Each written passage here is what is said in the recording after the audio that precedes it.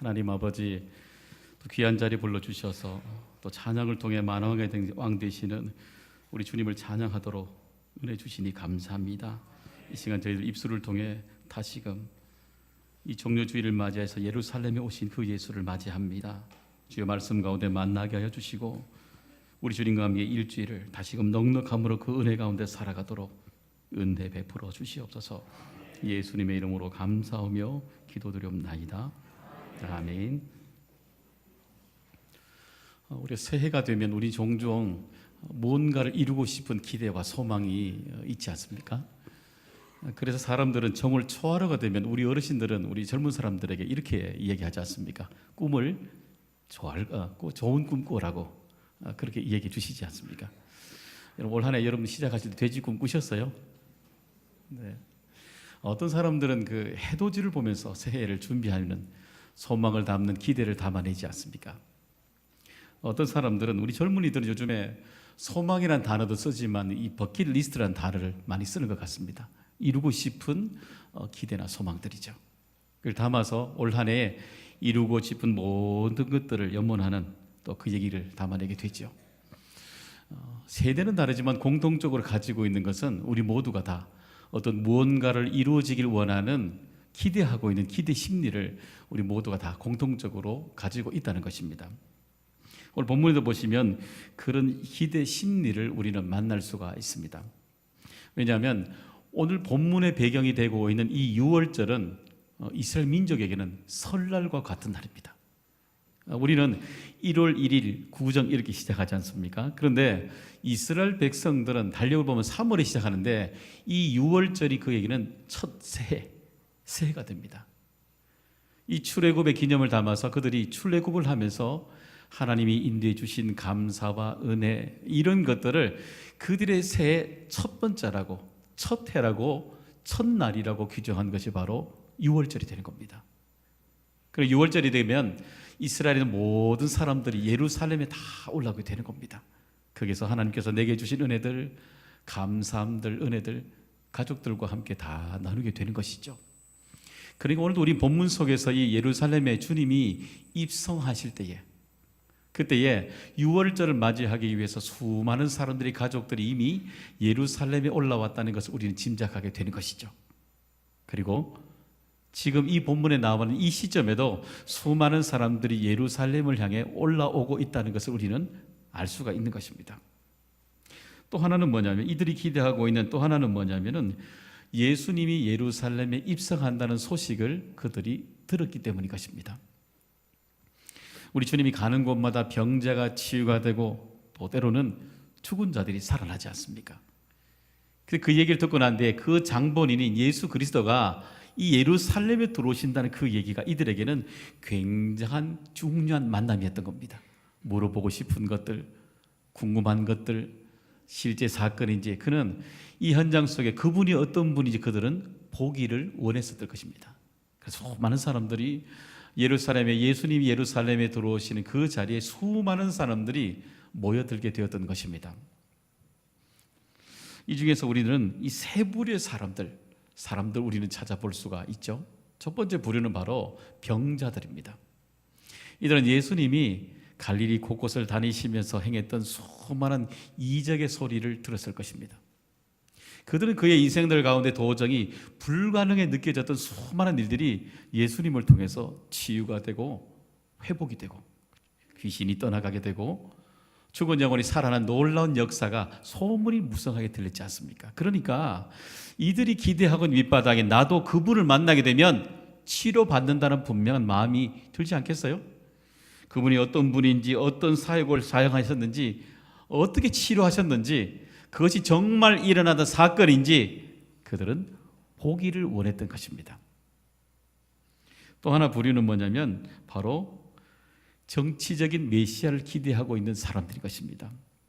이들은 6월절을 준비하면서 예루살렘에 수많은 모인 사람들 중에 바리새인과 서기관들, 물론 여기 사람들 중에 일반 모든 백성들 가운데 가장 중심이 되는 것은 뭐냐면은 이스라엘 백성들을 누가 와서 이 정치적으로 로마의 속박으로 있는 이 지배하에서 구원해 주실까 하는 해방할까 하는 정치적인 메시아를 그들은 기다리고 있었던 것입니다. 왜냐하면 예수님이 가는 곳마다 복음을 전하는 곳들마다 회개가 일어나지 않습니까? 예수님이 복음을 전하는 곳들마다 수많은 사람들이 주께로 돌아온 놀라운 일들이 일어나지 않습니까?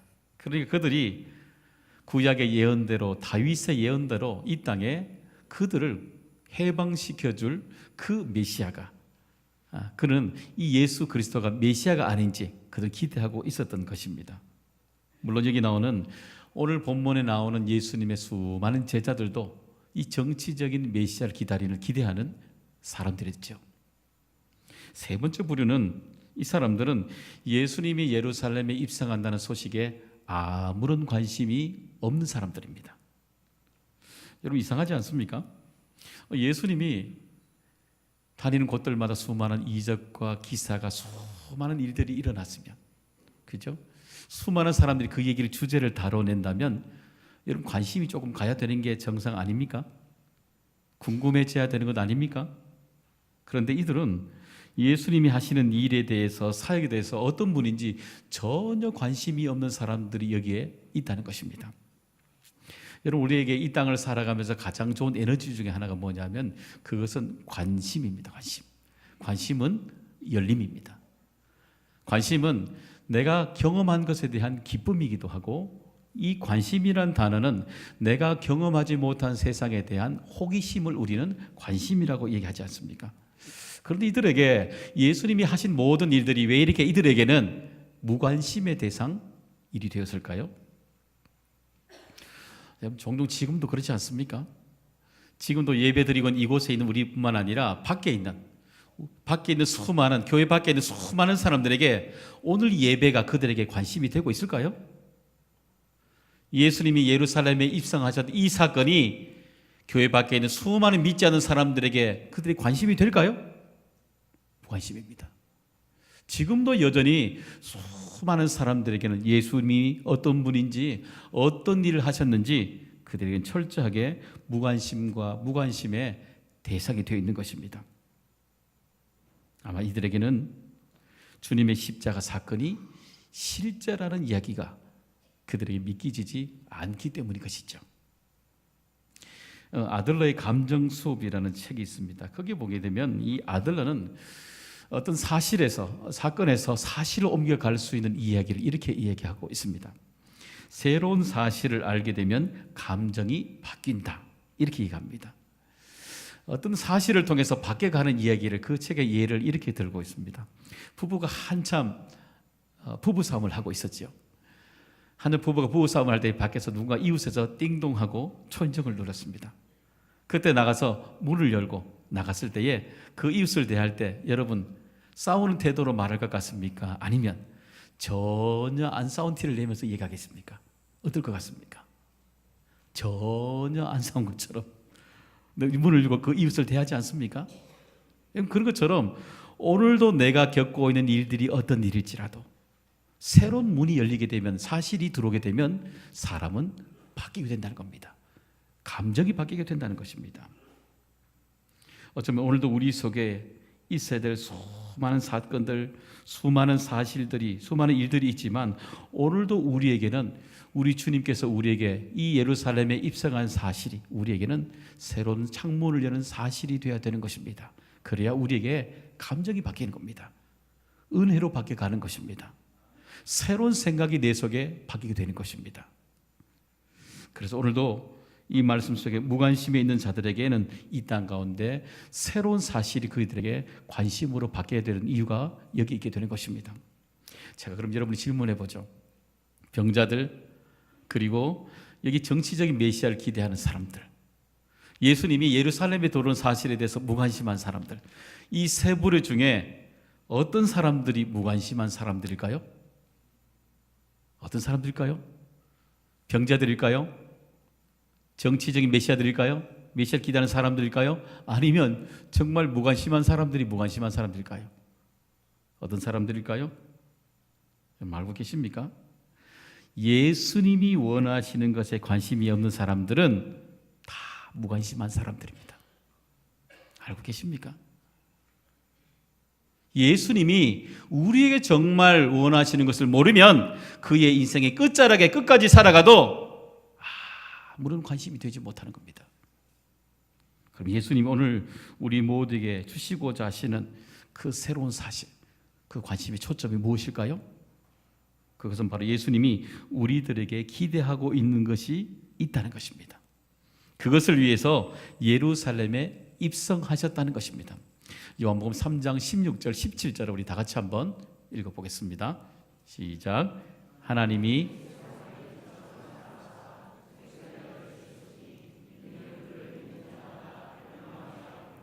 영생을 얻게 하려 하심이라.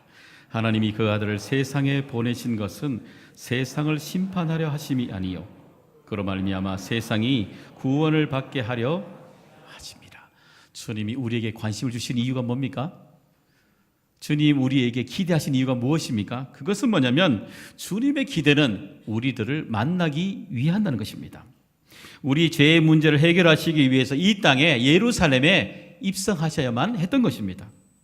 여러분, 종종 우리들은 여기에 나와 있는 수많은 병자들, 주님의 기대와 다른 전혀 기대함을 가지고 사는 사람들을 보면서 우린 종종 느끼잖아요. 우린 종종 이 땅을 살아가면서 우리는 우리의 힘으로 모든 것이 해결된다라고 살아가는 생각이 많이 있습니다. 우리의 의지대로 모든 걸 해나가면 된다라고 생각하는 거죠. 그런데 죽음에 직면할 때에, 큰 어려움에 직면할 때 우린 비로소 우리의 힘만으로는, 우리의 생각만으로는 다 되지 않는다는 것, 우린 그때 비로소 알게 되지 않습니까? 100년을 살아보니 라는 책이 있습니다. 거기에 연세대 명예 교수로 퇴직하신 이 김형석 교수님의 자서전적 책입니다. 한번 사보셔도 좋은 책입니다.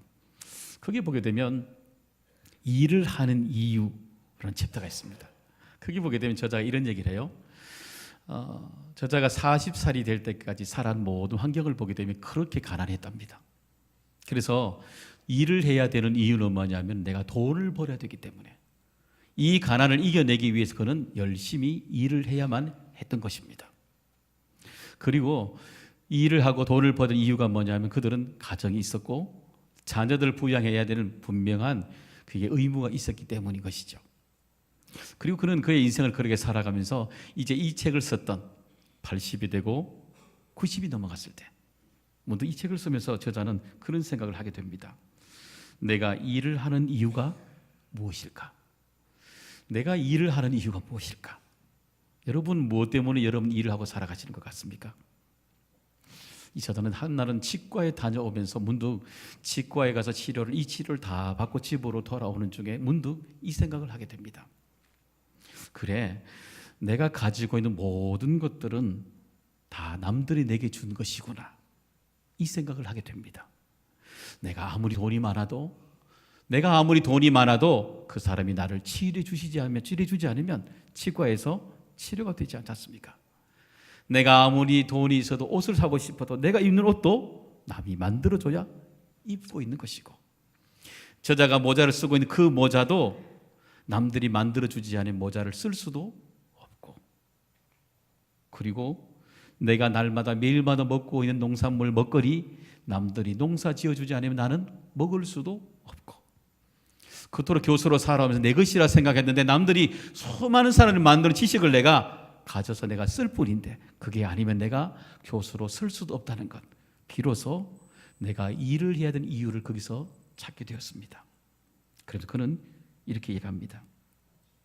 내가 지금 이렇게 된 것은 나는 남들이 나를 이렇게 살도록 만들어 주었구나, 이렇게 고백을 하게 됩니다. 어떻습니까? 여러분의 인생, 여러분이 계획한 대로 다 사라지던가요? 여러분의 힘만은 다 만들어지던가요? 그렇지 않습니다.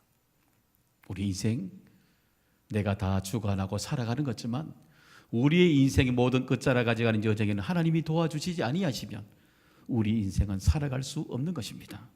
우리 하나님이 우리의 인생을 만들어 주시지 아니하시면 우리의 인생의 가장 끝자락에 있는 이 죽음의 문제는 도저히 해결할 수 없기 때문인 것입니다. 오늘 우리 인생, 주님이 우리 인생을 새롭게 만들어 주시게 되시는 것입니다. 오늘 주님이 우리를 이 자리에 부르셨다는 사실을 기억하시기 바랍니다. 우리 죄를 십자가 죽으셨다는 사실을 기억하시기를 바랍니다. 우리 이 죽음의 한가운데 주님은 오늘도 우리들을 만나고 계시는 것입니다. 그 주님은 오늘도 이 예루살렘 성의 입성을 통해서 수많은 사람의 무관심 대상 아닙니까? 수많은 사람들이 예수님을 향해서 무관심을 향해서 바라보고 있는 그 가장 기본 한가운데를 향해서 누구를 향해요?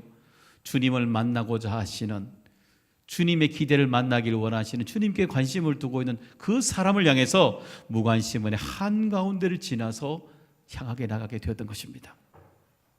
우리 누가복음 23장 26절 이하에서 주님의 기대와 만났던 그 관심을 두었던 한 사람을 만나게 되죠.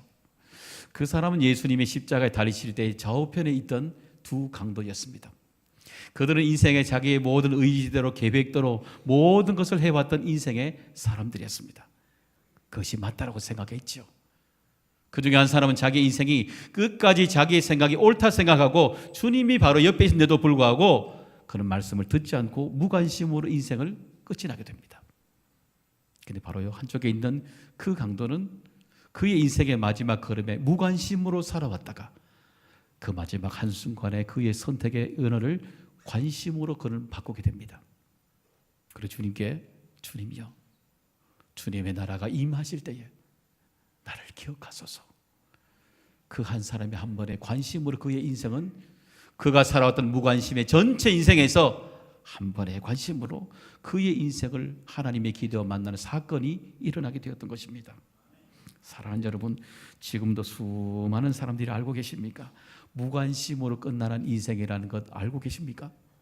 지금도 수많은 사람들이 예수님의 기대와 상관없이 자신이 원하는 생각으로 원하는 기대대로 끝까지 그 인생을 살아가고 있다는 것 알고 계십니까? 그럼에도 불구하고 주님은 오늘도 무관심 속에 있는 그 성을 가로질러 주님을 만나고자 하시는 기대하는 한 사람을 향해서 무관심 속을 지나가게 되었던 것입니다. 사랑하는 여러분, 오늘 무슨 기대를 가지고 여러분 이 자리에 앉아 계십니까? 혹여 여러분 오늘 성찬을 준비하면서 마음의 기대를 많이 하고 오셨습니까? 종료주의를 준비하면서 여러분 이 한 주간 어떻게 보낼까? 많은 기대를 담으셨습니까? 혹여 여러분 주위에 아직까지 무관심한 사람이 보이지는 않으십니까? 그러면 오늘도 이 시간에 우리 예배를 통해서 주님이 내게 원하시는, 내가 기대하는 것이 아니라 주님이 내게 기대하시는 것, 주님이 내게 주시고자 하는 것이 무엇인지를 우린 그 기대와 관심과 만나야 되지 않겠습니까? 그래서 이번 한 주간 우리는 고난 주간을 통해서 매일마다 주님의 기대와 만나고 관심과 만나는 복된 하루하루가 될 수 있기를 바랍니다. 이번 한 주간 예루살렘에 입성하신 주님이 우리 교회에 들어오시기를 소망합니다. 여러분의 가정에 꼭 들어가 주시기를 원합니다. 여러분의 마음속에도 들어가 주시기를 원합니다. 여러분의 일터 가운데도 우리 주님이 들어가 주시기를 소망합니다. 그리해서 우리에게 십자가의 은혜가 수많은 사람들이 무관심으로 보낸 일주일이 아니라 우리에게는 무관심에서 관심으로 옮겨가고 옛 것에서 새 것으로 넘어가는 놀라운 은혜들, 십자가 영광을 향해 매일매일 우리에게 채워지게 되는 놀라운 은혜와 만나는 이번 한 주간 될 수 있기를 주님의 이름으로 축원합니다. 하나님 아버지 감사합니다. 우리의 인생 내 것 같지만 내 것이 아니지요. 주님께서 만들어 주셨고 채워 주셨다는 이 놀라운 은혜들을 우리가 날마다 기억하게 하여 주시고 이번 한 주간 매일매일 그 은혜와 만날 수 있는 감격의 매일매일이 되도록 우리 하나님 주장하여 주시옵소서. 예수님의 이름으로 감사하며 기도드리옵나이다. 아멘.